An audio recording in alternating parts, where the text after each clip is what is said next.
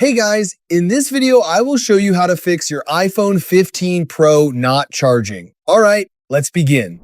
First, perform a force restart. Quickly press and release the volume up button, then the volume down button, and immediately press and hold the side button. Keep holding it until the screen turns black and the Apple logo appears, then release the button. This reloads the system software and can resolve charging issues without deleting any of your data. If Siri appears instead of restarting, repeat the process and make sure you press the volume up and volume down buttons quickly before holding the side button.